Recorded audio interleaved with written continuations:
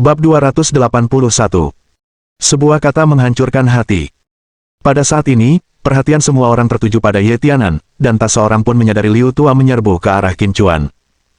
Baru ketika tinju tua Liu sudah terangkat tinggi dan mendarat di punggung Qin Chuan, seseorang menyadari apa yang tengah terjadi. "Tuan Qin, awas!"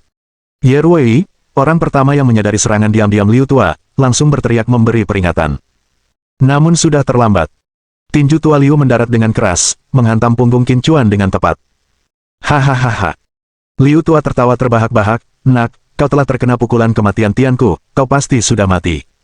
"Tuan Qin." Ye Ruwei terhuyung, wajahnya berubah pucat pasi. Ye Qingwan akhirnya tersadar kembali, sambil menjerit tajam dan menusuk. Gelombang niat membunuh yang kuat langsung meledak dari dalam dirinya, matanya yang dingin melotot tajam ke arah Liu Tua. Sambil menggertakkan giginya, dia mengucapkan kata demi kata, "Liu Yuanxin, kamu pantas mati." Tak jauh dari situ, Pei Jing yang baru saja tersadar, menatap Qin Chuan yang telah dipukul dari belakang oleh Liu Yuanxin, dan rasa gembira yang meluap-luap menyergapnya. Qin Chuan berani menamparnya di depan umum, penghinaan yang masih ia ingat betul. Ia baru saja merenungkan bagaimana cara membalas dendam pada Qin Chuan ketika, tanpa diduga, seseorang memukulnya habis-habisan. Nona Mingyue, dialah yang dengan gegabah memberikan perawatan medis sebelumnya, sehingga terapi tabib suci Hua untuk tuan kedua tidak membuahkan hasil. Merasakan niat membunuh yang terpancar dari tubuh murong Mingyue, Liu Yuanxin buru-buru menjelaskan, meskipun jalur bela diri tuan kedua telah hancur total, masih ada secercah harapan untuk pulih. Namun, jika anak ini terus melakukan tindakan tidak bertanggung jawab, saya khawatir kesempatan tuan kedua untuk hidup akan hilang sepenuhnya. Liu Tua melakukan hal yang benar. Pei Jing segera angkat bicara, lalu berkata pada murong Mingyue, "Mingyue, kalau bukan karena bajingan ini, ayahmu tidak akan hancur jalan bela dirinya." Sambil berbicara, dia mulai menyeka air matanya. Tiba-tiba seseorang berseru kaget, "Ada yang tidak beres." "Apa yang tidak benar?"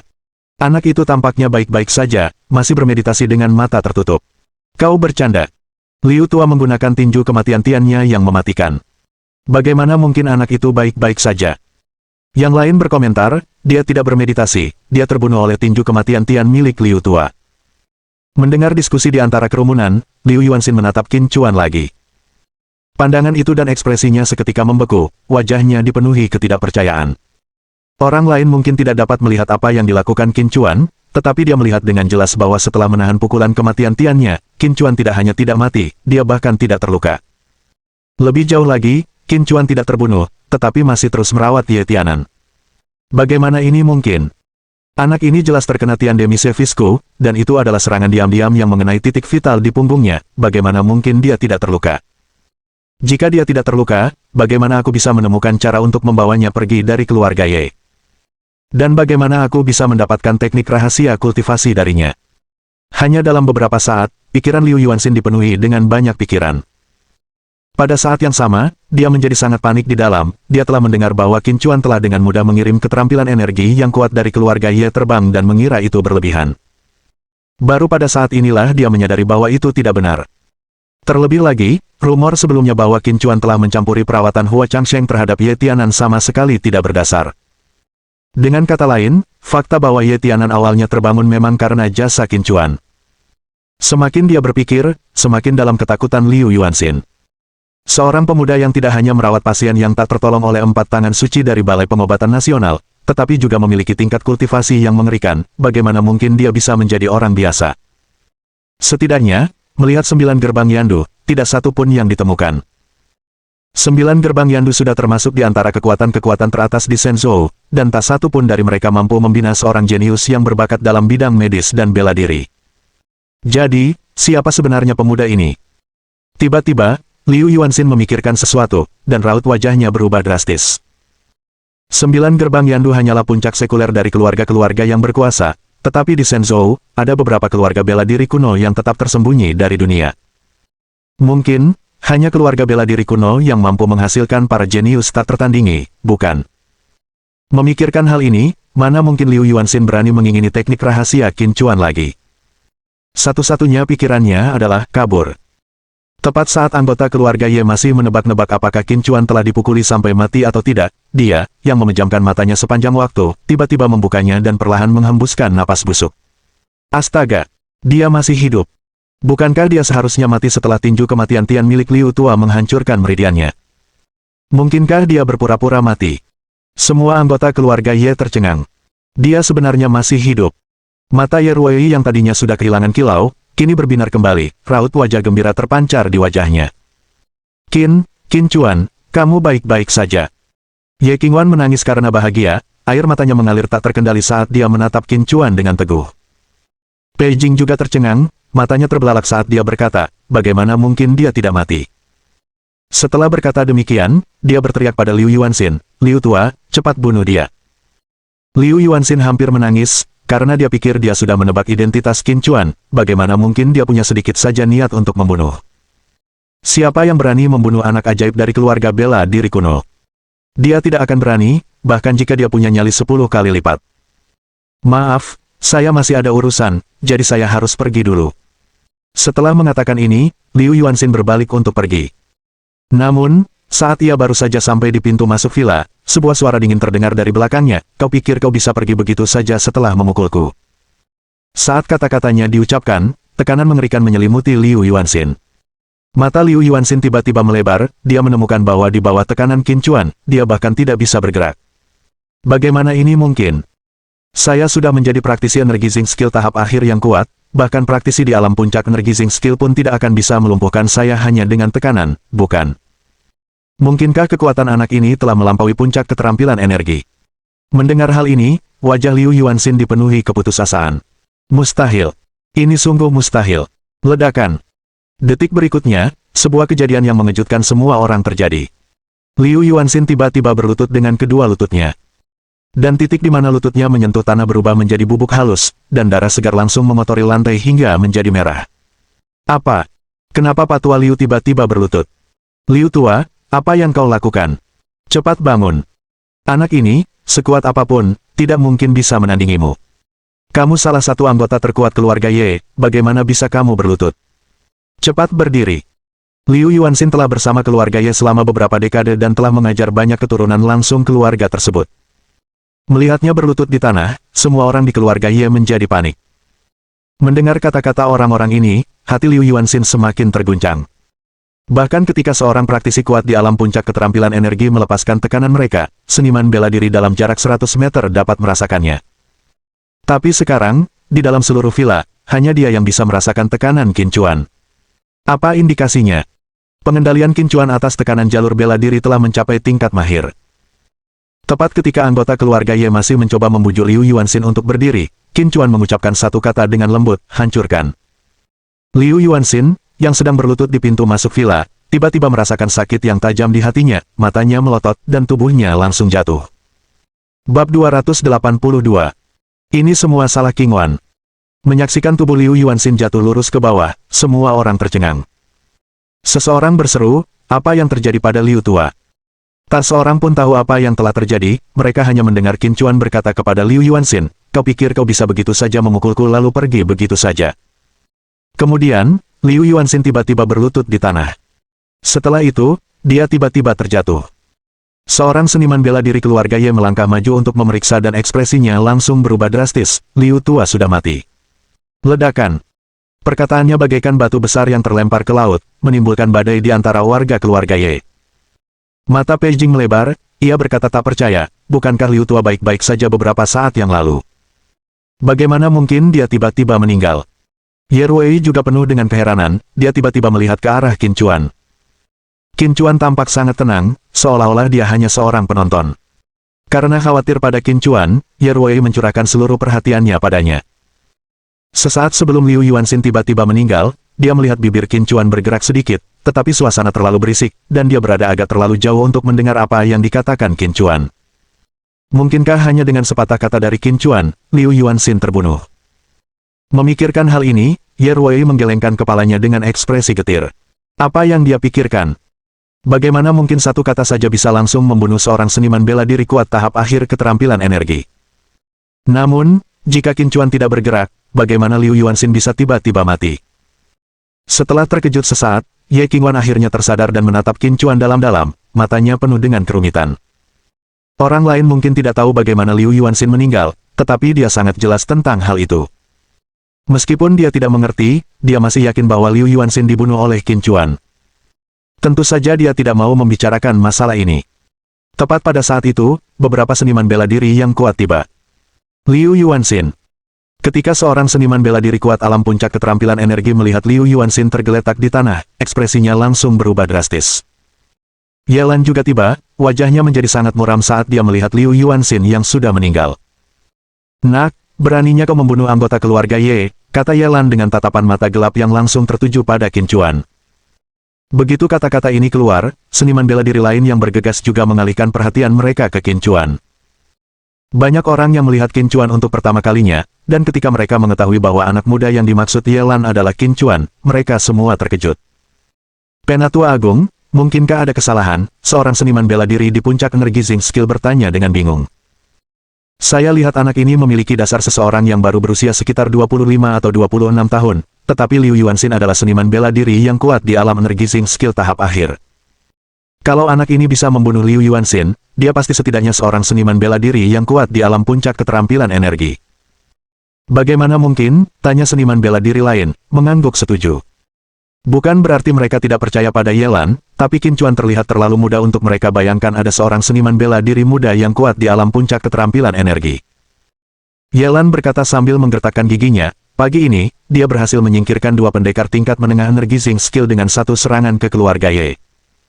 Lagi pula, siapa lagi kalau bukan dia yang bisa membunuh Liu Yuanxin di sini, karena semua orang yang hadir berasal dari keluarga Ye." Setelah mendengar kata-kata Ye Lan, semua seniman bela diri keluarga Ye tercengang. Mereka tidak hadir saat Qin Chuan datang untuk merawat Ye Tianan pagi itu, jadi mereka tidak melihatnya mengusir dua seniman bela diri tingkat menengah keterampilan energi dengan satu serangan. Sekarang, mendengar Ye Lan mengatakan ini, mereka semua sangat terkejut. Tidak seperti itu.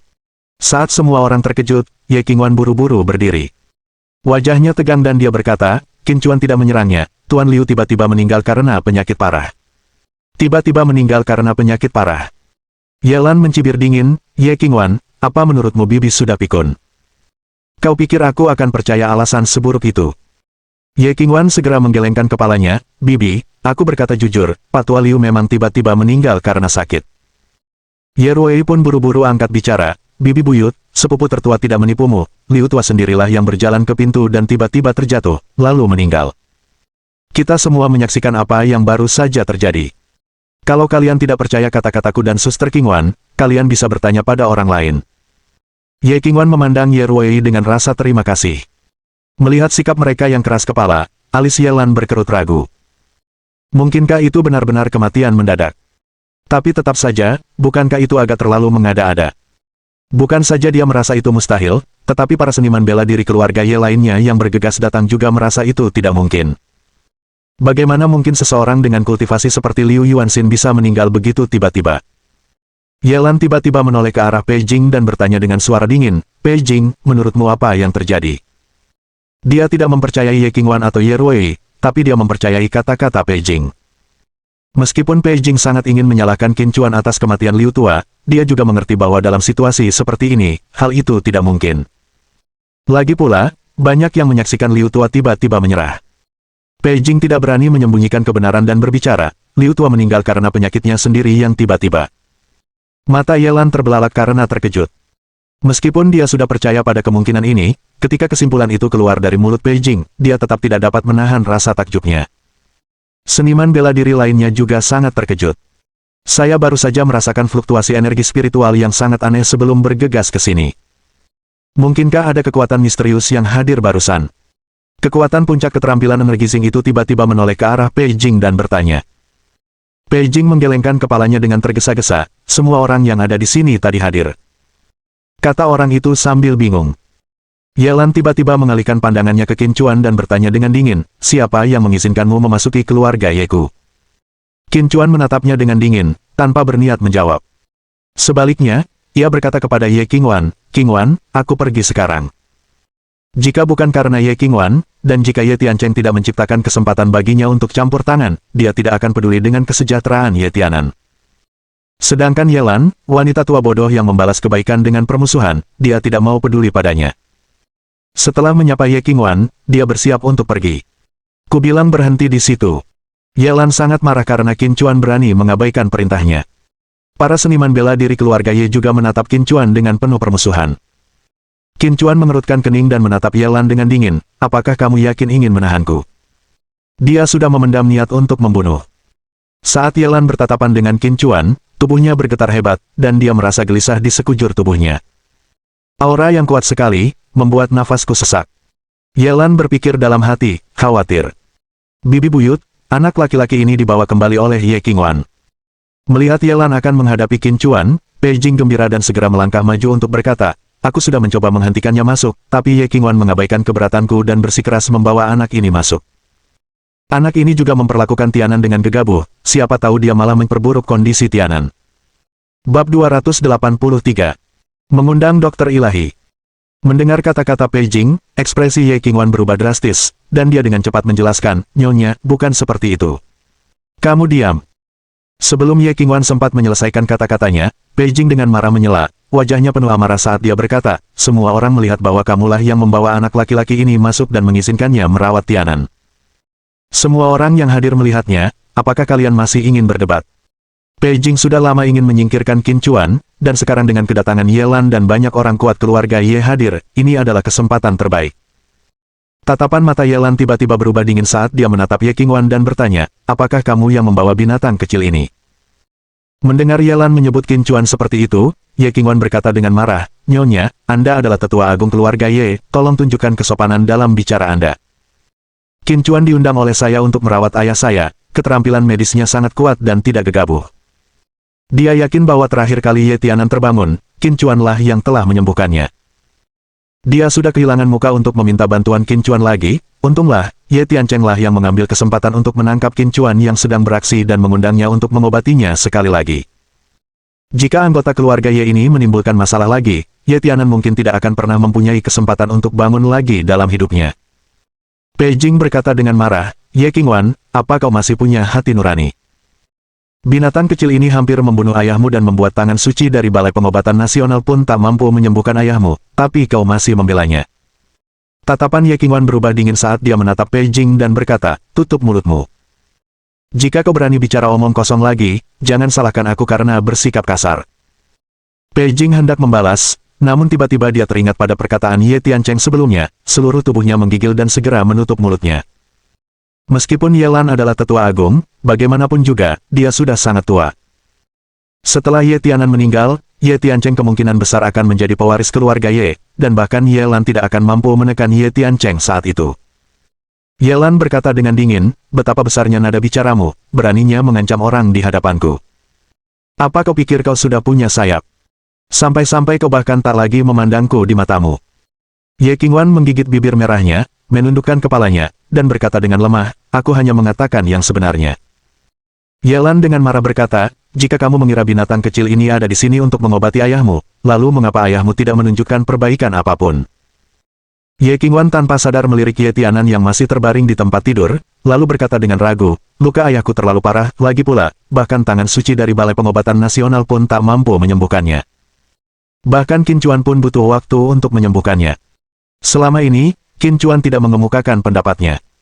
Awalnya dia tidak punya perasaan baik terhadap anggota keluarga Ye, dan dia juga ingin mengambil kesempatan itu agar Ye Qingwan melihat dengan jelas wajah asli orang-orang keluarga Ye ini. Yelan mengangkat tangannya dan menamparkan wajah Ye Qingwan dengan keras, sambil meraung, orang luar hampir membunuh ayahmu, namun kau masih berbicara mewakilinya. Ye Qingwan tertegun oleh tamparan itu, dan dia menatap Yelan yang marah dengan ekspresi bingung. Rasa dingin di mata Qin Chuan semakin menjadi-jadi, Yelan ini, benar-benar tidak bisa membedakan mana yang benar dan mana yang salah sama sekali. Dasar binatang kecil, aku pernah membiarkanmu pergi sebelumnya, tapi kau tidak menghargai belas kasihan dan berani menimbulkan kekacauan di keluarga Yeku. Yelan tiba-tiba menoleh ke arah Qin Chuan, wajahnya muram saat dia berkata, kalau begitu, kali ini, jangan berharap untuk pergi lagi. Saat kata-katanya jatuh, sekelompok seniman bela diri keluarga Ye menatap Qin Chuan dengan tatapan predator. Melihat ini, Ye Qingwan menjadi cemas. Nyonya, Qin Chuan diundang oleh saya. Jika dia gagal menyembuhkan ayah saya bersedia bertanggung jawab sepenuhnya. Tolong biarkan dia pergi. Ye Qingwan segera berlutut di kaki Yelan, wajahnya penuh permohonan. Melihat ini, Ye Ruwei tak ragu berlutut di samping Ye Qingwan. Ia berkata dengan panik, "Nyonya, tolong tenangkan amarahmu. Jika terjadi sesuatu pada pamanku, aku bersedia berbagi beban dengan saudari Qingwan." Ye Qingwan buru-buru berkata, "Ruwei, jangan khawatirkan aku, mundur." Ye Qingwan benar-benar tersentuh karena Ye Ruwei masih bersedia berdiri di sisinya dalam keadaan seperti itu, tetapi dia tidak ingin Ye Ruwei terlibat karena masalah ini. Betapa kasih sayang seorang kakak. Ekspresi Yelan berubah sangat gelap saat dia menggertakkan giginya dan berkata, "Karena kalian semua ingin berbagi beban, aku akan memberimu kesempatan itu. Jika binatang kecil ini tidak dapat menyembuhkan Ye Tianan, maka kalian semua dapat dikuburkan bersama Tianan." Mendengar kata-kata Yelan, seluruh keluarga Ye dipenuhi dengan keterkejutan. Hati Pei Jing berdebar kencang, memikirkan betapa beraninya mereka menentangnya, dan sekarang, Yelan marah. Bahkan jika Ye Tiancheng datang, dia tidak bisa menyelamatkan mereka. Qin Chuan tiba-tiba tertawa dingin, wajahnya penuh ejekan saat dia menatap Yelan dan berkata, "Menurut apa yang kau katakan, siapapun yang mengundang tabib ilahi yang gagal menyembuhkan Ye Tianan harus dikuburkan bersama Tianan. Kalau begitu, aku jadi penasaran untuk bertanya padamu. Karena Hua Changsheng juga tidak mampu menyembuhkan Ye Tianan, siapa yang mengundang Hua Changsheng? Bukankah seharusnya mereka juga dikubur bersama Ye Tianan?" Pernyataan ini mengejutkan seluruh ruangan. Karena Yelanlah yang mengundang Hua Changsheng, kata-kata Qin Chuan tidak diragukan lagi memberitahu orang-orang keluarga Ye bahwa Yelan juga harus dimakamkan bersama dengan Ye Tianan. "Apa katamu?" Yelan hampir saja mengucapkan kata-kata ini sambil menggertakkan giginya. Tatapan mata Qin Chuan berubah dingin saat dia berkata dengan dingin, "Dasar orang tua bodoh, apakah otakmu sudah rusak, dan apakah kau juga sudah tuli?" Perkataan Qin Chuan langsung menyulut amarah para seniman bela diri keluarga Ye. Wajah Yelan berubah marah saat dia menatap tajam ke arah Qin Chuan, sambil menggertakkan giginya, "Kau cari mati." Semua seniman bela diri keluarga Ye melotot ke arah Qin Chuan, dipenuhi dengan niat membunuh. Mereka semua menunggu Yelan memberi perintah sebelum mereka mengambil tindakan. Ye Qingwan dan Ye Ruwei sama-sama memasang wajah penuh ketegangan.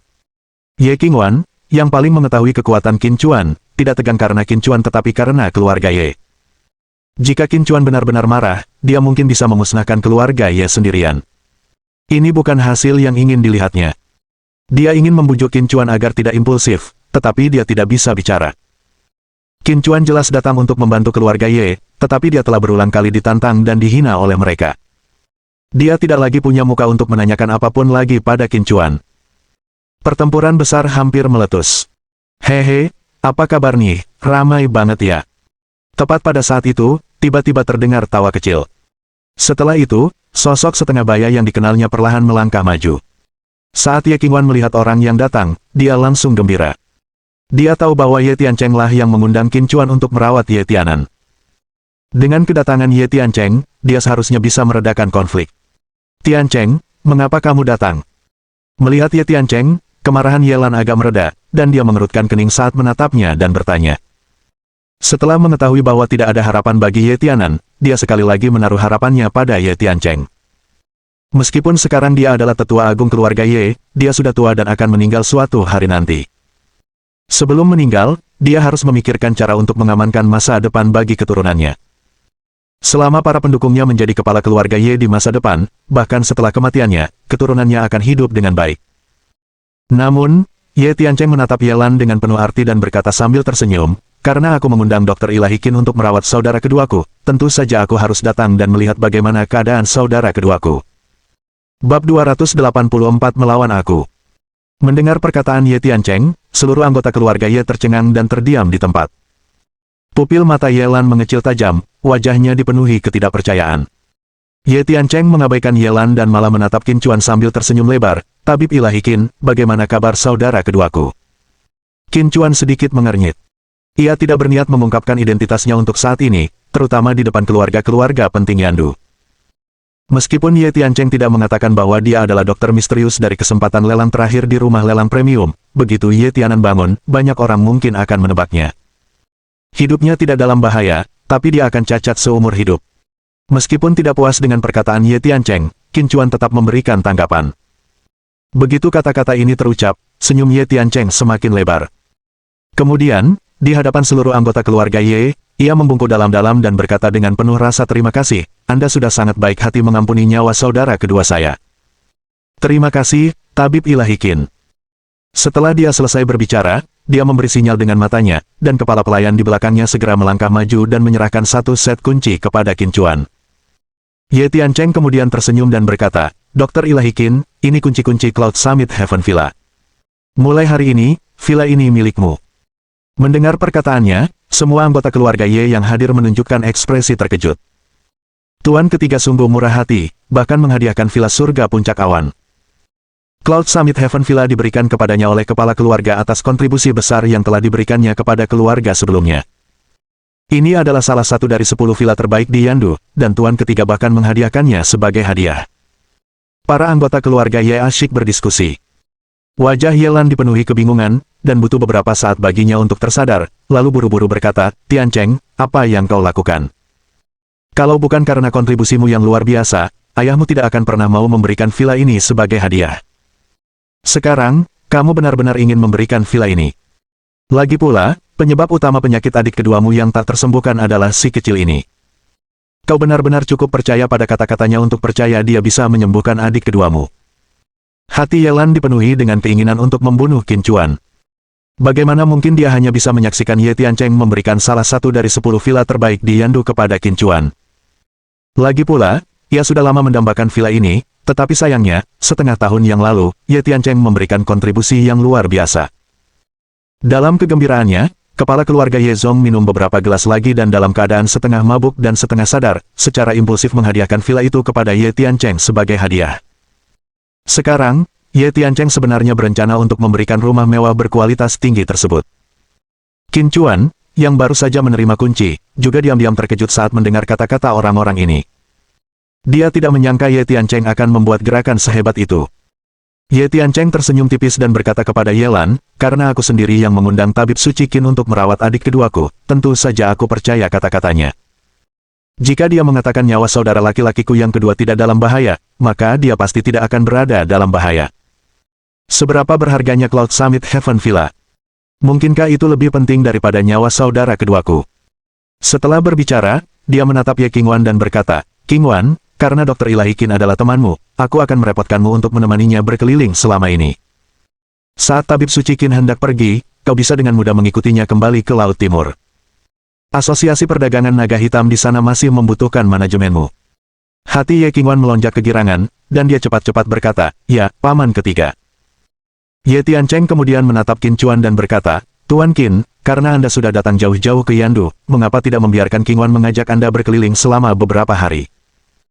Qin Chuan menggelengkan kepalanya sedikit, "Terima kasih atas tawarannya, Tuan Ye, tapi saya ada urusan penting yang harus diselesaikan, jadi saya tidak akan tinggal lama."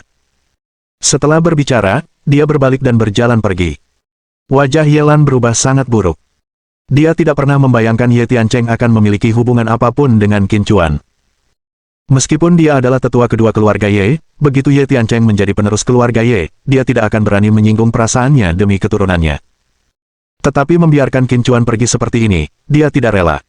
Wajah Pei Jing juga tampak sangat tidak senang. Dia telah mendengar apa yang baru saja dikatakan Qin Chuan. Ye Tianan akan menjadi lumpuh, bagaimana ini bisa terjadi? Sebagai salah satu dari 9 gerbang Yandu, bagaimana mungkin keluarga Ye mengizinkan seorang cacat menjadi pewaris? Begitu Ye Tianan menjadi lumpuh, dia akan segera kehilangan kelayakannya untuk bersaing memperebutkan posisi penerus. Dia tidak bisa pergi. Pei Jing tiba-tiba berteriak, wajahnya penuh amarah saat dia berkata, "Tianan belum bangun, bagaimana dia bisa pergi?" Akibat perlakuan sembrononya, Tianan hampir terbunuh. Sekarang Tianan sudah lumpuh, dia harus bertanggung jawab penuh. Sambil berbicara, ia berlutut di kaki Yelan, wajahnya dipenuhi permohonan, "Bibi, jangan biarkan dia pergi." Bagaimana mungkin Tianan, yang tadinya baik-baik saja, tiba-tiba menjadi lumpuh? Pasti binatang kecil ini yang sengaja meninggalkan masalah tersembunyi. "Bibi, kamu harus membuatnya menyembuhkan Tianan." Sekilas niat membunuh melintas di mata Ye Tiancheng. Dahi Yelan pun berkerut, dan dia mulai merenung dalam-dalam. Dia selalu menjadi pendukung Ye Tianan, dan kurang dari 2 bulan kemudian, Tianan resmi menjadi penerus keluarga Ye. Jika dia kehilangan kualifikasi untuk menjadi ahli waris pada saat seperti itu, semua investasinya sebelumnya akan sia-sia. Sebelumnya, dengan mendukung Ye Tianan sepenuhnya, dia juga telah menyinggung Ye Tiancheng. Sekarang, mencoba membangun hubungan baik dengan Ye Tiancheng akan sangat sulit. Saat memikirkan hal ini, Yelan tiba-tiba berteriak, "Binatang kecil, berhenti di situ." Mengikuti perintahnya, sekelompok seniman bela diri keluarga Ye segera menghalangi jalan Qin Chuan. Kilatan cahaya dingin melintas di kedalaman mata Ye Tiancheng. Meskipun ia ingin menggunakan Qin Chuan untuk menghadapi Ye Lan, ia juga mengerti betapa berat konsekuensi dari menggunakan Qin Chuan. Seperti yang telah diperingatkan oleh Penatua Ling, dengan orang seperti Qin Chuan, tidak memihak sudah merupakan hasil terbaik. Penatua Ling tidak yakin mengenai kekuatan Qin Chuan yang sebenarnya, tetapi ia memperkirakan setidaknya kekuatannya berada di alam raja. Menyinggung seorang raja kuat di alam semesta bukanlah keputusan yang bijaksana. Diblokir lagi oleh seniman bela diri keluarga Ye, tatapan Qin Chuan berangsur-angsur berubah lebih dingin. Dia tidak ingin menimbulkan terlalu banyak keributan dan dengan demikian menarik perhatian orang-orang dari penjara ilahi Kunlun. Tetapi orang-orang keluarga Ye terus-menerus menekannya. Jika dia terus bertahan, itu akan benar-benar tak tertahankan. Tepat saat dia hendak bertindak, Ye Tiancheng tiba-tiba berteriak, "Semuanya, mundur!" Setelah itu, dia berbalik dan memelototi Ye Lan, lalu berkata, "Bibi, aku mengundang tabib ilahi Qin untuk merawat adik keduaku, tapi kau malah menghalanginya. Apa maksudmu?" Melihat Ye Tiancheng yang tiba-tiba menjadi sangat tegas, Ye Lan dalam hati merasakan sedikit kepanikan. "Tiancheng, bukan karena bibimu tidak menghormatimu, tapi karena perlakuan sembrono si kecil ini telah membuat kondisi adikmu yang kedua tidak dapat disembuhkan." Ye Lan buru-buru menjelaskan, "Jika kita biarkan dia pergi saja, begitu kejadian di sini terbongkar, bukankah keluarga Ye akan menjadi bahan tertawaan orang lain?" "Bahan tertawaan?" Ye Tiancheng mencibir, "Sejauh yang aku tahu, bukankah tangan suci Balai Medis Nasional sudah tidak berdaya sebelum Dokter Ilahi Qin merawat saudara keduaku? Sekalipun saudara laki-lakiku yang kedua meninggal dunia, itu tidak ada hubungannya dengan tabib suci Qin, bukan? Bibi, kau harus menjelaskan dengan sangat jelas apa yang sebenarnya terjadi." "Aku akan menjelaskannya di sini hari ini. Tabib suci Qin adalah tamu kehormatanku, Ye Tiancheng. Siapapun yang berani menentangnya berarti menentangku, Ye Tiancheng." Bab 285. Kehilangan kesadaran. Pada saat itu, wajah Ye Tiancheng penuh dengan tekad, dan bahkan ada sedikit provokasi di matanya. Semua anggota keluarga Ye tercengang. Ye Lan adalah tetua agung keluarga Ye, statusnya hanya di bawah kepala keluarga. Ye Tiancheng hanyalah salah satu dari beberapa kandidat penerus. Beraninya dia memprovokasi Ye Lan. Qin Chuan memperhatikan Ye Tiancheng sambil berpikir, tatapannya dipenuhi dengan sedikit kekaguman. Ye Qingwan juga menatap Ye Tiancheng dengan heran. Dia benar-benar tidak mengerti tujuan di balik tindakannya. Bahkan Ye Lan sendiri tertegun selama beberapa detik sebelum dia tersadar kembali, tatapannya berangsur-angsur menjadi dingin. Ye Lan menyipitkan mata ke arah Ye Tiancheng dan berkata, "Apakah maksudmu, meskipun aku ingin menghentikan binatang kecil ini, kau tetap bersedia menjadi musuhku?" Ye Tiancheng tersenyum tipis dan tidak langsung menjawab pertanyaan itu. Sebaliknya, ia bertanya balik, "Sebagai bibiku, tentu saja kau tidak akan menghalangi tamuku yang terhormat, kan?" Ye Lan tidak berbicara, mata sipitnya menatap tajam ke arah Ye Tiancheng. Dia ingin mencari tahu dari wajah Ye Tiancheng apakah dia sedang bercanda atau tidak, tetapi dia kecewa karena ternyata tidak. Sebaliknya, bahkan ada kilatan mengancam di mata Ye Tiancheng. Sebagai tetua agung keluarga Ye, ini adalah pertama kalinya dia diancam oleh seseorang dari keluarga Ye, dan amarahnya telah mencapai puncaknya. Dia berusaha keras menahan amarah di hatinya, menatap tajam ke arah Ye Tiancheng dan berkata, "Apakah kamu tidak sedikit pun khawatir tentang kesembuhan saudara keduamu?" Kewaspadaannya terhadap Ye Tiancheng semata-mata karena tangan suci dari Balai Medis Nasional telah gagal menyembuhkan Ye Tianan. Jika Ye Tianan meninggal, Ye Tiancheng akan menjadi kandidat paling mungkin untuk menjadi penerusnya. Sudut mulut Ye Tiancheng sedikit terangkat, dan dia mempertahankan senyumnya sambil berkata, "Jika aku khawatir, aku tidak akan mengundang Dokter Ilahi Qin untuk merawat saudara keduaku." Hanya dengan kalimat sederhana, hati Ye Lan tenggelam. Jelas, Ye Tiancheng sangat yakin bahwa bahkan jika Ye Tianan disembuhkan, dia masih akan kehilangan kualifikasinya sebagai penerus. Namun, yang tidak dapat dipahami Ye Lan adalah mengapa Ye Tiancheng sengaja mencari seseorang untuk merawat Ye Tianan. Mengapa repot-repot melakukan hal-hal seperti itu ketika ia tidak bisa berbuat apa-apa dan hanya menunggu Ye Tianan mati, memastikan posisinya sebagai penerus. Nada bicara keduanya sangat tenang, namun membuat setiap anggota keluarga Ye yang hadir merasakan tekanan luar biasa. Ye Lan terdiam sekitar 10 detik, lalu tiba-tiba menoleh ke arah Qin Chuan, niat membunuh yang kuat terpancar di matanya. Sambil menggertakkan gigi, Ye Lan berkata, "Biarkan dia pergi."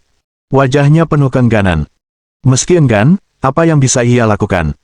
Apa bedanya jika dia adalah tetua agung? Demi generasi mendatang, menghadapi Ye Tiancheng tanpa kepastian, dia hanya bisa berkompromi. Mendengar kata-kata Yelan, ekspresi Pei Jing berubah drastis, dan dia buru-buru berkata, "Bibi, kita tidak bisa melepaskannya." Dia. Pei Jing baru saja hendak melanjutkan bicaranya ketika Yelan menamparkan wajahnya, tamparan itu mendarat dengan keras. Dipenuhi amarah, Yelan berkata, "Jika kau berani mengucapkan kata-kata yang tidak perlu lagi, keluarlah dari keluarga Ye." Wajah Pei Jing dipenuhi dengan keluhan, karena ini adalah ketiga kalinya dia ditampar dalam satu hari. Namun, dia tidak punya pilihan selain menanggungnya. Jika Ye Tianan sehat, siapa yang berani menyentuhnya?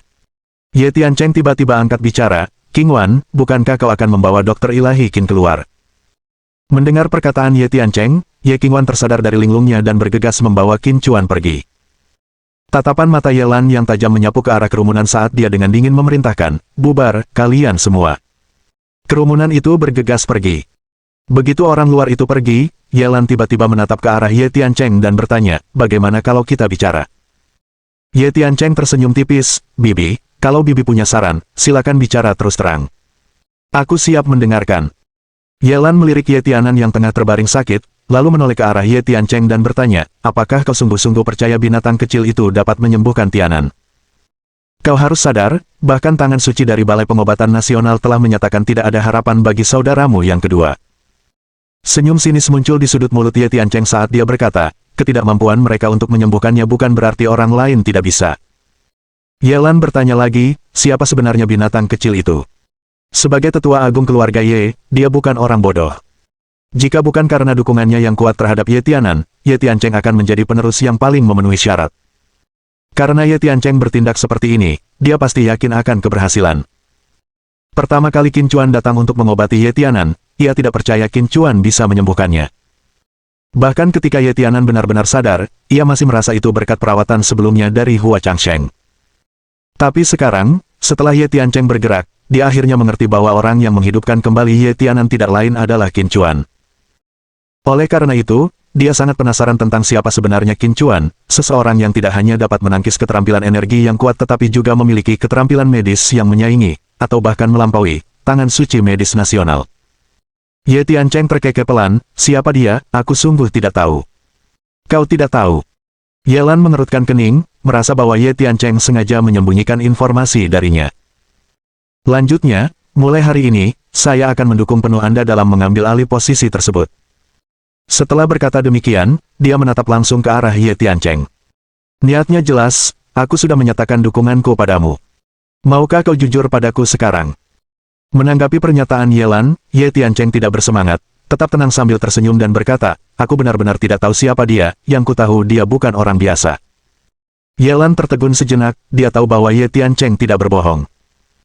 Yelan mengerutkan kening dan bertanya, "Hanya berdasarkan dugaanmu bahwa dia bukan orang biasa, kau berani mempertaruhkan semua taruhanmu padanya?"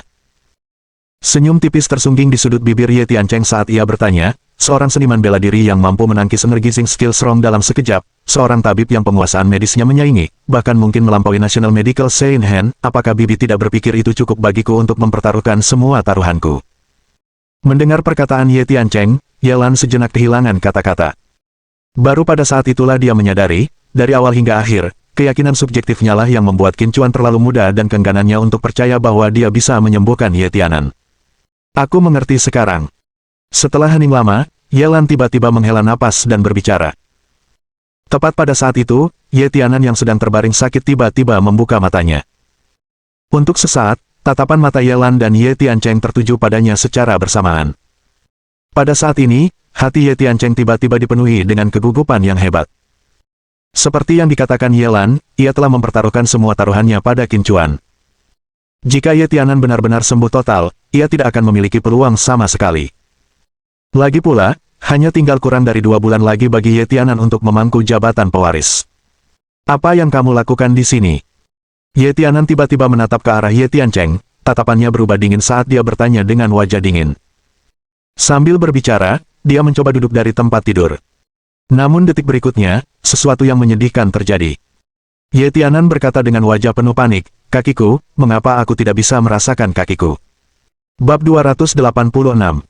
Yang perkasa berbaju putih. Wajah Ye Tianan penuh dengan kengerian, kakinya mati rasa sepenuhnya. Senyum di wajah Pei Jing, yang gembira atas kebangkitan Ye Tianan, tiba-tiba membeku. Pupil mata Yelan mengerut tajam, dan tatapan tajamnya tiba-tiba tertuju pada Ye Tiancheng. Mulut Ye Tiancheng sedikit terangkat, memperlihatkan lengkungan mengejek saat dia menatap Ye Tianan dengan senyum menggoda. Tidak heran Ye Tiancheng secara aktif mencari seseorang untuk merawat Ye Tianan, Ye Lan segera memahami hal ini. Suamiku, jangan menakutiku, bagaimana mungkin kakimu mati rasa? Pei Jing bergegas maju dan berkata dengan panik. Ye Tianan memukul-mukul kakinya sendiri sekuat tenaga, tetapi tetap tidak merasakan apapun. Kakiku tidak berguna. Ye Tianan hampir menangis sambil berteriak, cepat, pergilah ke Balai Pengobatan Nasional dan mintalah 4 tangan suci.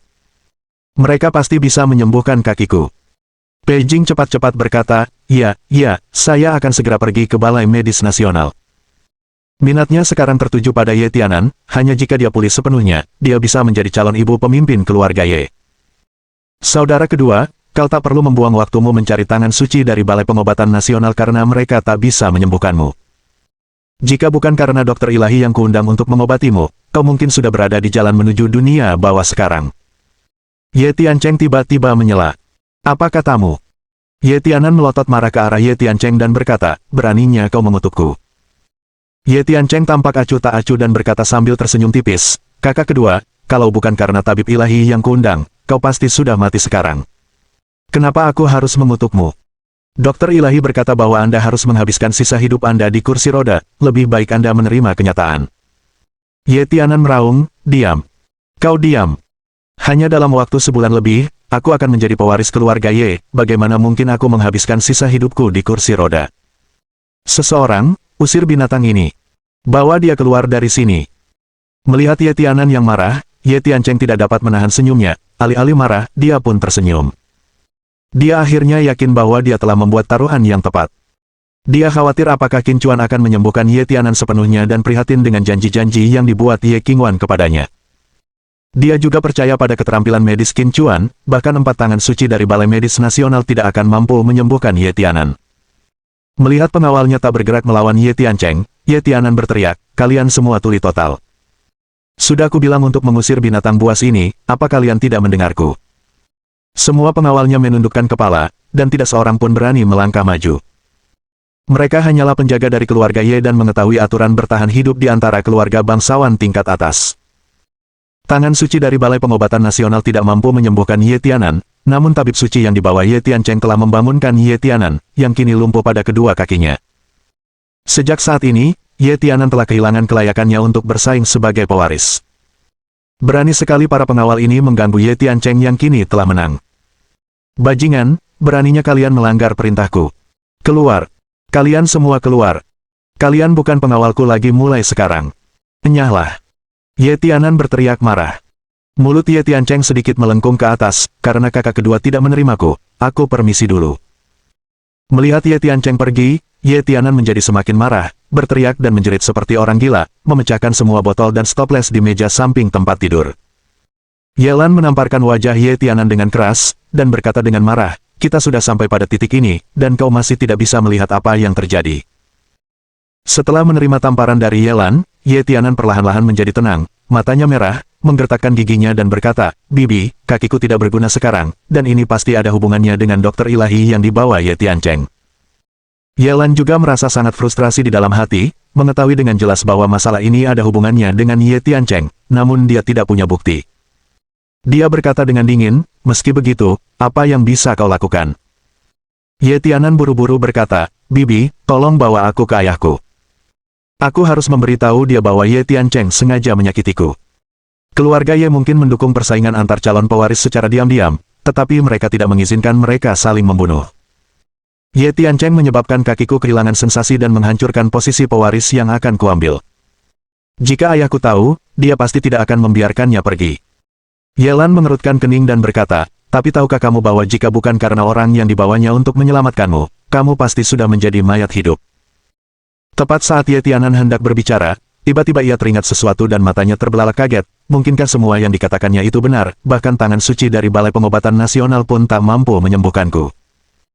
Ye Lan mengangguk dengan wajah serius dan berkata, jika kamu pergi ke ayahmu sekarang dan mengatakan bahwa Ye Tiancheng telah menyakitimu, itu tidak hanya akan sia-sia, tetapi juga akan membuatmu menjadi sasaran semua orang. Jangan mengandalkan mereka yang dulu mendukungmu. Orang-orang ini semua sangat cerdik. Sekalipun mereka tidak akan beralih ke Ye Tiancheng untuk sementara waktu, mereka tidak akan mendukungmu sekuat sebelumnya. Kamu harus mengerti bahwa sampai kakimu pulih sepenuhnya, apapun yang kamu lakukan akan sia-sia. Ye Tianan sudah benar-benar tenang, menggertakkan giginya dan berkata, keluarga Ye sama sekali tidak akan membiarkan seseorang dengan kaki tak berguna menjadi pewaris. Ye Lan mengangguk, baguslah kau mengerti. Sekarang, jangan lakukan apapun, tunggu saja. Tunggu Peijing membawa 4 tangan suci agung dari Balai Pengobatan Nasional. Setelah mereka mendiagnosismu, barulah putuskan apa yang harus dilakukan. Bukan hanya kamu yang menunggu saat ini, semua orang juga menunggu diagnosisnya keluar. Kamu bisa naik ke surga dengan 1 langkah, atau terjun ribuan kaki. Ye Tianan mengepalkan tangannya erat-erat, menggertakkan giginya sambil berkata, Bibi, aku mengerti. Tenang saja, aku tidak akan bertindak gegabah sebelum diobati oleh 4 tangan suci agung. Ye Lan mengangguk sedikit dan tidak berkata apa-apa lagi, karena dia juga sangat cemas. Lagi pula, dia selalu mendukung penuh Ye Tianan, dan dia tidak mau menyerah saat ini. Yang tidak dia beritahu pada Ye Tianan adalah bahwa dia juga sedang menunggu. Di sisi lain, Qin Chuan dan Ye Qingwan telah tiba di Bandara Internasional Yandu. Qin Chuan, Xiao Rou untuk sementara berada dalam perawatanmu. Setelah keadaan di sini stabil, aku akan kembali. Ye Qingwan menatap Qin Chuan dengan wajah enggan dan berkata, Qin Chuan mengangguk sedikit, jangan khawatir, aku akan menjaga Xiao Rou dengan baik. Setelah menyelesaikan kalimatnya, dia mengeluarkan liontin giok kecil yang diukir indah dan menyerahkannya kepada Ye Qingwan. Ye Qingwan tertegun sejenak. Apa maksud Qin Chuan tiba-tiba memberinya liontin giok? Saat ia asyik melamun, Qin Chuan tiba-tiba berkata dengan wajah serius, mulai hari ini, pakailah liontin giok kecil ini setiap saat, jangan pernah melepasnya, bahkan saat mandi. Pakailah terus. Melihat wajah serius Qin Chuan, Ye Qingwan sedikit tersipu dan berjanji, aku akan selalu memakainya. Qin Chuan mengangguk, urus saja urusanmu dengan tenang, aku mendukung Xiao Rou. Pergilah tanpa khawatir, aku pergi. Sambil melambaikan tangannya, Qin Chuan berbalik dan pergi tanpa ragu-ragu. Tetapi saat ia berbalik, perasaan krisis yang kuat menyerangnya. Seorang lelaki setengah baya berpakaian jas tang putih menghampirinya dan membuka mulutnya untuk berkata, kaulah yang membunuh muridku. Bab 287. Lebih gila dariku. Menatap lelaki parubaya berpakaian jas tang putih di depannya, Qin Chuan mengerutkan alisnya. Dia benar-benar merasakan sedikit tekanan yang berasal dari laki-laki itu, yang merupakan pertama kalinya sejak ingatannya dipulihkan, dia bertemu dengan orang kuat setingkat ini. Ye Qingwan, yang baru saja hendak berpisah dengan Qin Chuan, tanpa sadar mencengkeram ujung bajunya, matanya dipenuhi kekhawatiran yang mendalam. Qin Chuan bertanya, muridmu? Pria parubaya itu dengan tenang menjawab, Nan Gonghong. Hanya penyebutan sebuah nama saja menyebabkan Ye Qingwan, yang sedang memegang erat ujung pakaian Qin Chuan, tiba-tiba berubah warna, wajahnya dipenuhi keterkejutan. Anda adalah pemimpin Sekte Gerbang Hijau, Liu Kuangren. Karena takut, Ye Qingwan tidak dapat berhenti gemetar seluruh tubuhnya. Sepertinya ketenaranku di Shenzhou masih utuh, bahkan gadis kecil sepertimu pun tahu tentangku, kata Liu Kuangren sambil tersenyum menatap Ye Qingwan. Meskipun dia tersenyum, Ye Qingwan merasakan sensasi dingin saat menatap matanya. Sebagai anggota keluarga Ye, dia tentu pernah mendengar legenda mengenai Liu Kuangren. 20 tahun yang lalu, ketika Liu Kuangren masih berada di alam puncak keterampilan energi, ia bertarung melawan 4 ahli alam puncak keterampilan energi dari wilayah pertempuran Shenzhou. Ia akhirnya lolos dari Shenzhou dengan luka parah. Keempat orang kuat dari Battle Domain membayar harga yang lebih berat lagi, 1 orang meninggal karena luka-luka mereka, 1 orang mengalami cacat bela diri, dan alam jalur bela diri dari 2 orang lainnya memburuk secara signifikan. Sebaliknya, Liu Kuangren, meskipun lolos dari Shenzhou dengan luka parah, tetap mendirikan Sekte Gerbang Hijau di luar negeri. Hanya dalam 20 tahun, Gerbang Hijau telah berkembang menjadi salah satu kekuatan teratas di dunia. Yang lebih mengejutkan Ye Qingwan adalah, sejauh pengetahuannya, Liu Kuangren berusia lebih dari 100 tahun, sedangkan Liu Kuangren di depannya tampak baru berusia 40-an. Qin Chuan, setelah mendengar Liu Kuangren mengucapkan nama Nan Gonghong, tahu apa yang sedang terjadi. Senior Liu, kau bercanda, kata Qin Chuan. Muridmu, Nan Gonghong, adalah ahli energi Zinc Skill Pinnacle Realm. Bagaimana mungkin temanku bisa membunuhnya? Ye Qingwan dengan cepat angkat bicara. Bibir Liu Kuangren sedikit melengkung, lalu dia mengalihkan pandangannya ke Qin Chuan dan berkata, begitukah? Qin Chuan tidak menjawab tetapi menatap Liu Kuangren dengan wajah tanpa ekspresi. Melihat Qin Chuan terdiam, Ye Qingwan pun panik dan buru-buru berkata, Qin Chuan, cepat beritahu senior Liu bahwa bukan kamu yang membunuhnya. Ye Qingwan benar-benar takut. Dia tahu Qin Chuan kuat, tetapi baginya, Liu Kuangren adalah iblis.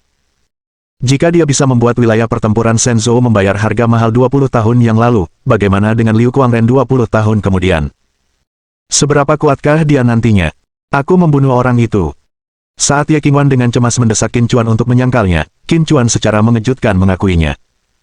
Karena Liu Kuangren telah menemukannya, dia pasti sudah menyelidikinya secara menyeluruh. Penyangkalan Qin Chuan akan sia-sia. Ye Qingwan langsung tertegun dan buru-buru berkata, Qin Chuan, omong kosong apa yang kau bicarakan? Dengan kemampuanmu, bagaimana mungkin kau bisa membunuh tetua Nangong? Bagaimana mungkin kau bisa membunuhnya? Setelah berbicara, dia menoleh ke Liu Kuangren dan berkata, Penatua Liu, tolong jangan percaya temanku. Dia hanya bicara omong kosong. Liu Kuangren tersenyum tipis, menatap Qin Chuan, dan berkata, sebelum datang mencarimu, aku berniat menghapusmu dari dunia ini, untuk membalaskan dendam muridku.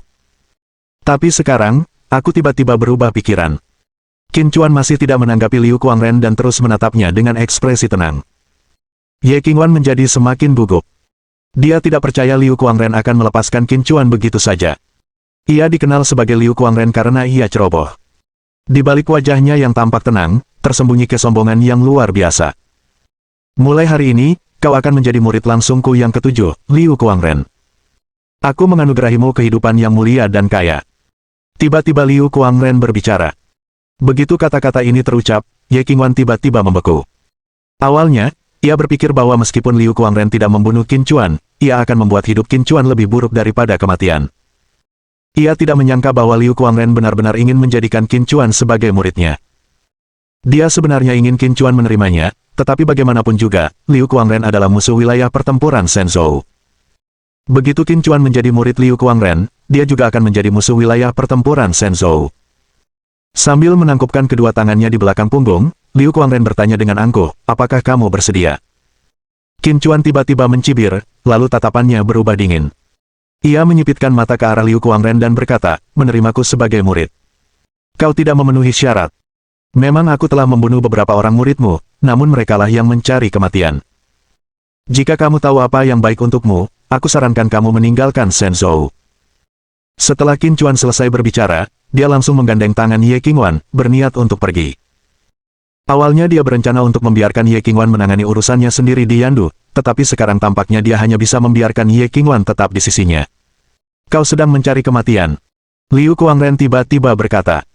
Saat kata-katanya terucap, dua kilatan dingin terpancar dari matanya dan sosoknya langsung menyerbu ke arah Qin Chuan. Qin Chuan melepaskan kekuatan lembut untuk mendorong Ye Qingwan beberapa langkah ke belakang, sementara dia berbalik dan menyerang dengan telapak tangannya. Benturan tangan dan telapak tangan menimbulkan kekuatan yang mengerikan. Ini adalah bandara yang ramai dengan orang, namun bentrokan antara keduanya tidak menimbulkan kebocoran sedikit pun kekuatan.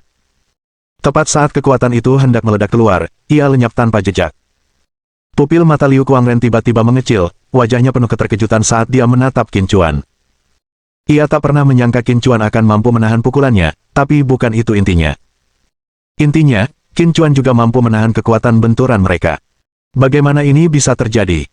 Niat membunuh yang mengerikan terpancar di mata Qin Chuan saat dia menatap Liu Kuangren dengan dingin dan berkata, apakah kamu ingin bertarung lagi? Dapat dikatakan bahwa Liu Kuangren adalah lawan terkuat yang pernah dihadapinya sejak ia pulih ingatannya. Jika pertempuran sungguhan terjadi, ia sepenuhnya yakin bisa menghabisi lawannya, tetapi ini tempat umum. Jika terjadi perkelahian, akan banyak korban tak berdosa yang jatuh. Lagi pula, ini Yandu, dan Liu Kuangren juga pemimpin kekuatan tertinggi dunia, Sekte Gerbang Hijau. Jika dia mati di tangannya, mau tidak mau akan menarik perhatian. Sebelum dia bisa memulihkan kekuatannya sepenuhnya, dia sama sekali tidak boleh membiarkan dirinya berada di bawah pengawasan penjara ilahi Kunlun, atau kematiannya sudah pasti. Asalkan kau bersedia menjadi muridku, aku bisa menjadikanmu wakil ketua Sekte Gerbang Hijau, nomor 2 setelah 10.000 orang. Tatapan mata Liu Kuangren tertuju pada Qin Chuan, suaranya rendah saat berbicara. Qin Chuan tiba-tiba mengerahkan kekuatannya, langsung menyebabkan Liu Kuangren terhuyung mundur beberapa langkah. Ye Qingwan, yang tidak jauh darinya, tercengang. Sebagai seorang seniman bela diri, ia tentu saja memahami banyak hal. Liu Kuangren tidak menyerah, menyipitkan mata pada Qin Chuan dan bertanya, jadi, kau telah memutuskan untuk menjadi musuh yang tidak bisa didamaikan denganku. Nada bicaranya penuh dengan nada mengancam. Kuperingatkan kau, jangan punya niat jahat padaku. Kalau tidak, aku tidak akan keberatan mengganti pemimpin Green Gate dengan orang baru. Qin Chuan membalas, sama sekali tidak berbasa-basi, lagi pula, kamu tidak memenuhi syarat untuk menjadi musuh yang tidak dapat didamaikan denganku. Liu Kuangren tertawa terbahak-bahak, bagus. Bagus sekali. Aku bangga menjadi orang gila, tapi kau bahkan lebih gila dariku. Kaulah orang pertama yang berbicara seperti ini kepadaku. Bab 288. Cukup berani. Ye Qingwan sangat ketakutan, karena lawannya tak lain adalah pemimpin Sekte Gerbang Hijau, salah satu kekuatan tertinggi dunia. Membuat orang seperti itu marah sama saja dengan mencari kematian.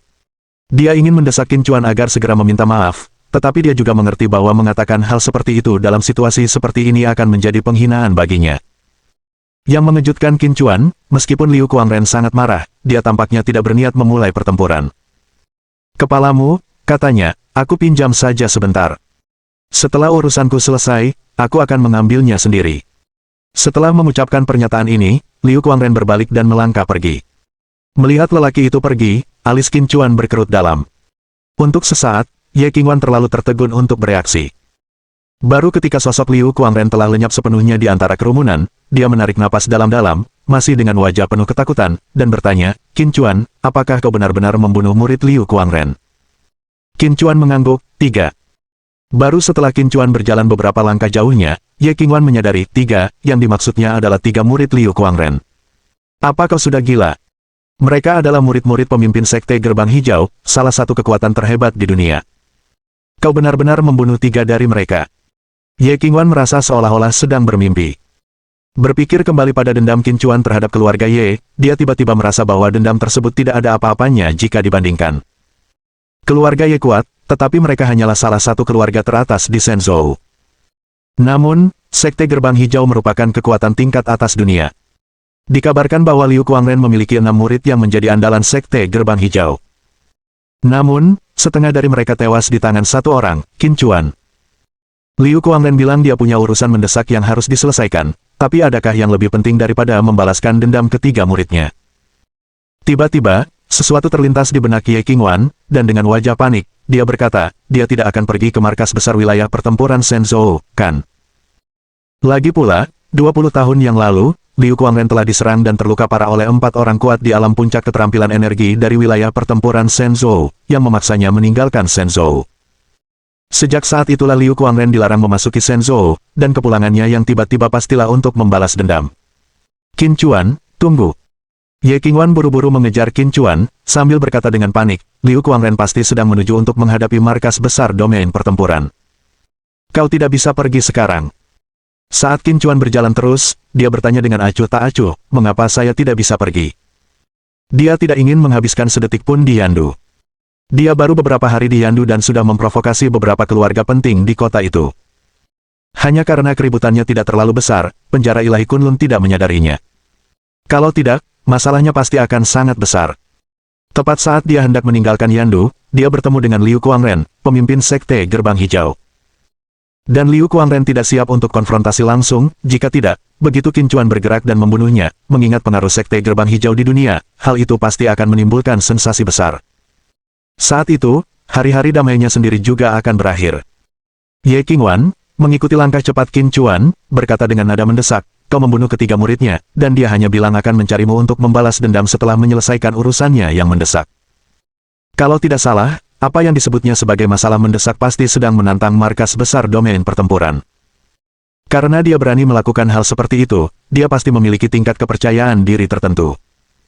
Daripada menunggu dia membalas dendam di kota Jiangcheng, lebih baik kalian tinggal di Yandu untuk sementara waktu dan mengamati. Jika dia mati di domain pertempuran, itu yang terbaik, tetapi jika dia menang, kalian harus bersembunyi. Qin Chuan tiba-tiba berhenti, mengerutkan kening sambil berkata, kalau kau ingin kembali ke kota Jiangcheng bersamaku, ikut saja. Kalau ada urusan lain, tinggallah di sini. Melihat Qin Chuan yang tampak marah, Ye Qingwan langsung meneteskan air mata. Ia ingin terus membujuknya, tetapi melihat ekspresinya yang tidak senang, ia tidak berani. Setelah sekitar 3 atau 4 detik terdiam, dia berkata, aku akan kembali ke kota Jiangcheng bersamamu. Qin Chuan tidak berkata apa-apa lagi dan melangkah pergi.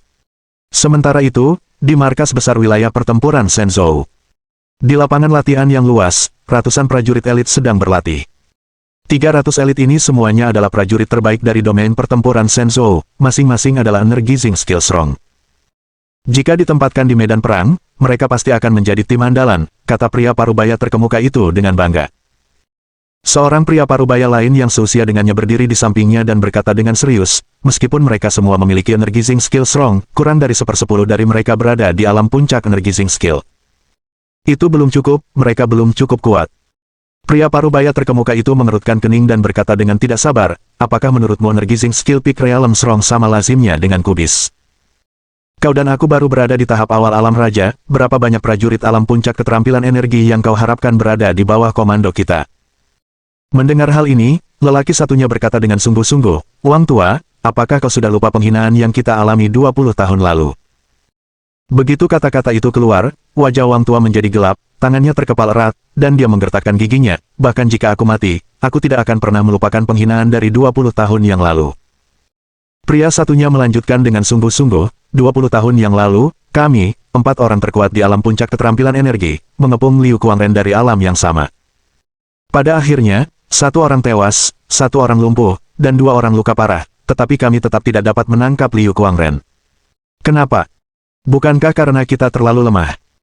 Selama bertahun-tahun, berapa banyak sumber daya berharga yang telah Shenzhou habiskan untuk membantu kita menembus tahap awal alam raja? Dan berapa banyak sumber daya yang telah kita habiskan untuk tim pertempuran Grandmaster ini? Untuk mencapai hasil seperti itu. Menurut pendapat saya, hasil ini masih jauh dari cukup. Wang Tua berkata sambil menggertakkan giginya, Zhang Tua, kau benar, hasil ini memang jauh dari cukup, kita telah mengecewakan kultivasi bangsa. Mulai hari ini, intensitas latihan untuk tim pertempuran Grandmaster akan ditingkatkan. Tepat saat kata-kata Wang Tua terucap, seorang pria parubaya mengenakan setelan tang putih tiba-tiba berjalan ke arah mereka. Siapa kamu? Siapa yang mengizinkanmu masuk? Wang Tua langsung berteriak marah saat melihat orang asing itu. Zhang Tua juga mengerutkan kening melihat kedatangan orang baru itu. Entah kenapa, meskipun pria itu tidak menunjukkan tanda-tanda kebocoran aura, ada rasa tertekan yang mendalam yang terpancar darinya, seolah-olah berasal dari lubuk jiwanya. Wang Tua merasakan hal yang sama dan siap bertindak kapan saja. Ini adalah tempat latihan tim pertempuran Grandmaster, tempat yang tidak memperbolehkan orang luar masuk, dan lelaki di hadapan mereka yang mengenakan setelan tang putih jelas bukan berasal dari domain pertempuran. Pria berjas putih tang itu sedikit melengkungkan bibirnya dan berkata, Wang Chujang. Zhang Wunyuan. Apa kau bahkan tidak mengenali seorang teman lama? Begitu dia berbicara, ekspresi Wang Chujang dan Zhang Wunyuan berubah drastis. Mereka awalnya tidak mengenali lelaki itu dari kejauhan, tetapi saat ia mendekat dan berbicara, mereka langsung mengenalinya. Kedua mata lelaki itu langsung memerah, seakan-akan menghadapi musuh yang tangguh, dan mereka pun bersiap untuk bertempur. Liu Kuangren. Wang Chujang, dengan mata merah, menatap tajam ke arah lelaki itu, seolah-olah dia sedang menggertakkan giginya, berani sekali kau melangkahkan kaki ke Shenzhou. Bab 289. Menentukan pemenang. Mata Zhang Wunyuan juga merah, wajahnya penuh kebencian. Bagaimana mungkin mereka bisa melupakan wajah yang familiar itu yang terukir di tulang-tulang mereka? Ketika tingkat kultivasi seseorang terus meningkat, bukan hanya umurnya yang bertambah, tetapi laju penuaan juga melambat. 20 tahun yang lalu, Liu Kuangren tampak seperti sekarang, menunjukkan bahwa kultivasinya telah meningkat secara signifikan sejak saat itu. 300 anggota elit tim pertempuran Grandmaster kini dalam siaga tinggi, dengan cepat mengepung Liu Kuangren di tengah-tengah mereka. Mereka telah mengetahui identitas Liu Kuangren dari Wang Chujang dan sekarang mereka semua menatap Liu Kuangren dengan niat membunuh yang mendidih di dalam diri mereka. Liu Kuangren tampak tidak terpengaruh oleh kemarahan banyak orang, dia tersenyum sambil berkata, lagi pula, kita kan teman lama, kenapa harus ada permusuhan seperti itu? Teman-teman. Zhang Wunyuan mencibir sambil menggertakkan giginya sambil berkata, kami tidak punya teman sepertimu. Wang Chujang bertanya dengan marah, Liu Kuangren, apa sebenarnya tujuanmu datang ke sini hari ini? Meskipun mereka membenci Liu Kuangren, mereka sangat menyadari kekuatannya dan tidak berani bertindak gegabah. 20 tahun yang lalu, bahkan ketika keempat orang perkasa itu bergabung, mereka tidak dapat membunuh Liu Kuangren, apalagi sekarang dia sudah lebih kuat. Bahkan dengan 300 energizing skill strong di bawah komando mereka, mereka masih tidak berani mengambil tindakan gegabah. Jika pertempuran besar terjadi, bahkan jika mereka selamat, 300 anggota tim pertempuran Grandmaster mungkin tidak semuanya bisa keluar hidup-hidup. Tenang saja, kunjungan saya hari ini bukan untuk membuat kekacauan, melainkan untuk menantang, Ujar Liu Kuangren, tiba-tiba berbicara ketika sebuah kartu yang tampak seperti undangan muncul di tangannya, bertuliskan, deklarasi perang, dengan coretan tebal. Mendengar kata-kata Liu Kuangren, ekspresi Wang Quzhang dan Zhang Wunyuan langsung berubah drastis. Tantangan. Sebelum keduanya sempat bereaksi, Liu Kuangren sudah berbalik dan pergi. Di tengah keterkejutan para Grandmaster Expert, langkah Liu Kuangren yang tampak santai membawanya maju puluhan meter setiap kali ia melangkah. Tampaknya dia hanya berjalan 3 langkah, namun dia telah lenyap sepenuhnya, seakan-akan dia telah melebur ke dalam udara itu sendiri. Teknik gerakan Qi Roh, puncak alam raja. Wang Quzhang hampir gemetar saat mengucapkan kata-kata ini. Wajah Zhang Wunyuan pun menjadi kosong, matanya dipenuhi ketidakpercayaan. Kelompok elit Grandmaster berdiri terpaku di tempat, ekspresi keterkejutan tergambar jelas di wajah masing-masing. Di dunia sekuler, mencapai alam raja saja sudah merupakan hal yang melegenda, dan sekarang ada seseorang yang berdiri di puncak alam raja, sosok yang menakutkan. Zhang Wunyuan tiba-tiba berkata dengan wajah penuh ketakutan, cepat, periksa siapa yang ditantangnya. Wang Quzhang bergegas membuka tantangan, dengan Zhang Wunyuan berkerumun untuk melihat. Begitu melihat isinya, raut wajah mereka berdua berubah drastis dan mereka berseru dengan marah, berani sekali dia menantang Tuan yang berdaulat. Sovereign Master adalah prajurit nomor 1 Shenzhou dan dewa perang yang menjaga perbatasan, mitos yang tak terkalahkan di hati rakyat Shenzhou. Sekarang, Liu Kuangren telah menantang Sang Guru Agung, yang merupakan kegilaan belaka. Jika Liu Kuangren berani menantang Tuan berdaulat, dia pasti sangat percaya diri. Bahkan jika dia kalah, itu bukan aib baginya, tetapi jika Tuan berdaulat kalah, maka kepercayaan rakyat Shenzhou akan runtuh. Apa yang harus kita lakukan? Tanya Zhang Wunyuan dengan serius. Ekspresi wajah Wang Quzhang menjadi sangat gelap, tangannya mengepal begitu erat hingga kukunya menembus telapak tangannya, mengeluarkan darah. Dia juga dipenuhi dengan keengganan yang kuat. 20 tahun yang lalu, mereka dan Liu Kuangren semuanya berada di puncak alam keterampilan energi, namun kini, kesenjangan antara mereka dan Liu Kuangren telah melebar sedemikian rupa. Poin pentingnya adalah bahwa dia dan Zhang Wunyuan baru saja mampu menerobos ke tahap awal alam raja setelah domain pertempuran menghabiskan sejumlah besar sumber daya jalur bela diri untuk kultivasi mereka. Wang Quzhang menggertakkan giginya dan berkata, teruslah latih tim pertempuran Grandmaster, aku akan melapor ke Dewan Tetua sekarang. Bagus, cepat pergi. Zhang Wunyuan mendesak dengan cepat. Setengah jam kemudian, di ruang pertemuan markas besar domain pertempuran Shenzhou. Seorang penatua berwajah persegi dengan rambut hitam duduk di kursi utama, dan meja konferensi dipenuhi orang. Pada saat ini, setiap wajah terukir dengan gravitasi. Baru saja, Wang Quzhang menceritakan masalah Liu Kuangren yang menantang master yang berdaulat.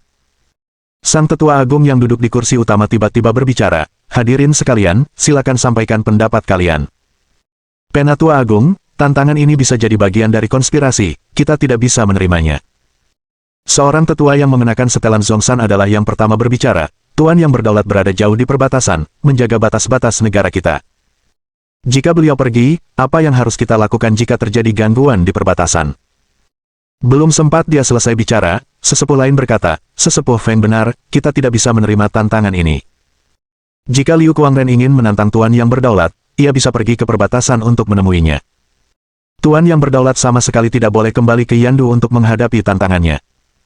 Tak lama kemudian, seseorang berkata, sebenarnya, apa itu Liu Kuangren? Apakah dia layak untuk menantang orang nomor 1 Shenzhou kita, sang penguasa tertinggi? Kita gagal membunuhnya 20 tahun yang lalu, yang mengakibatkan kerugian besar bagi kita.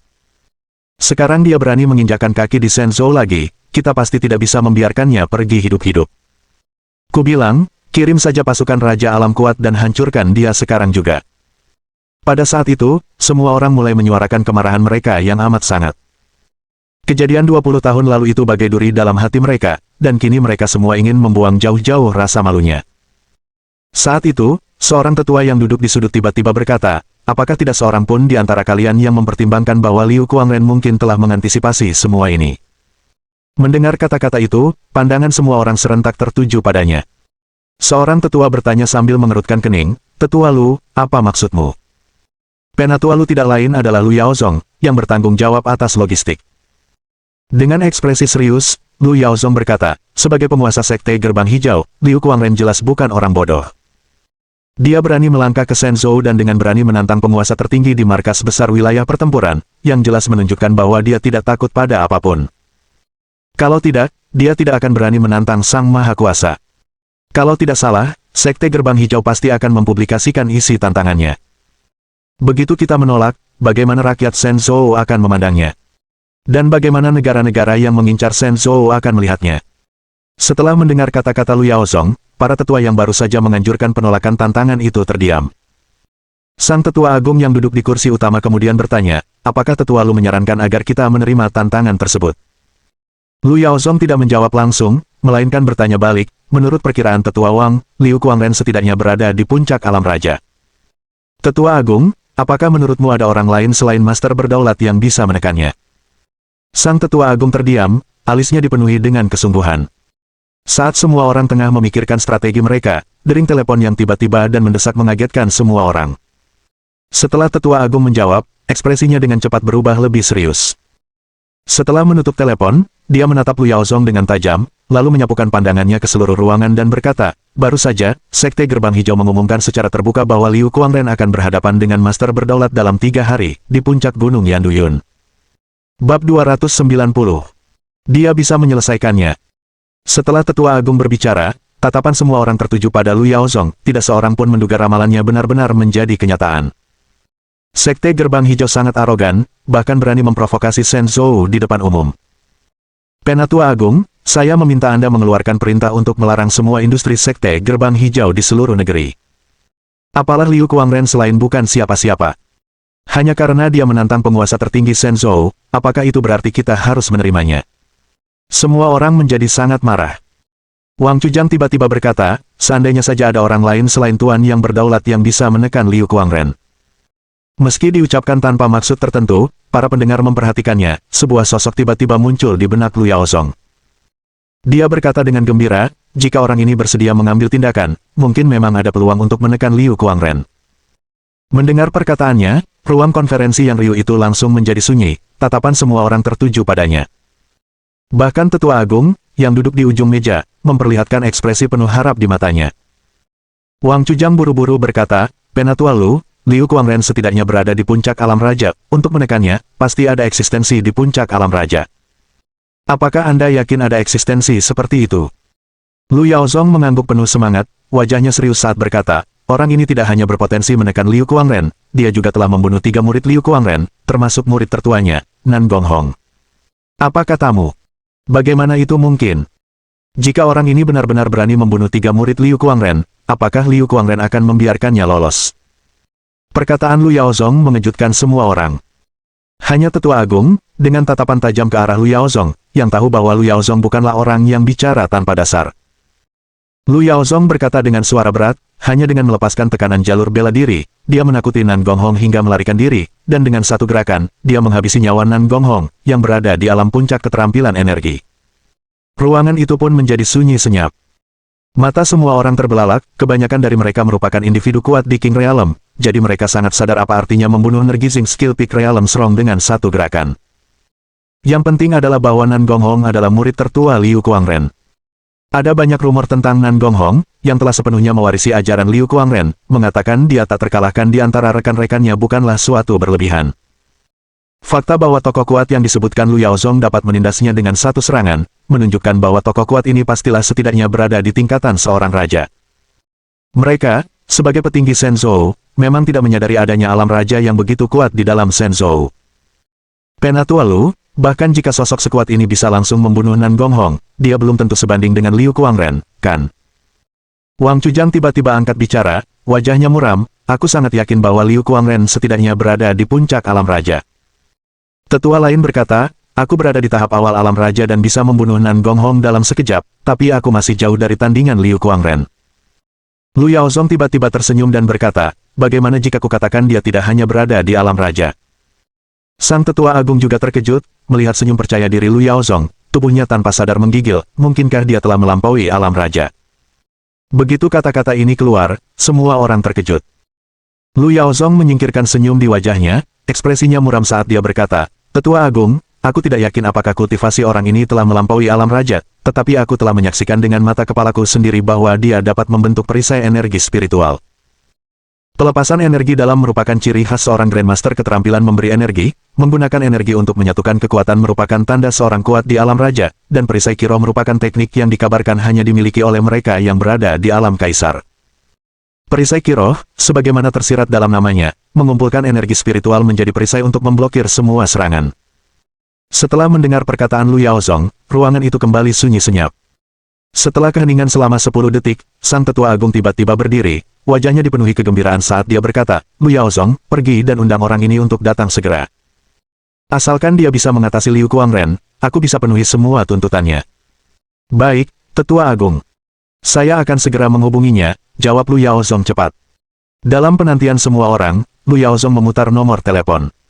Namun, yang mengejutkan semua orang, pihak lain benar-benar menutup telepon Lu Yaozong.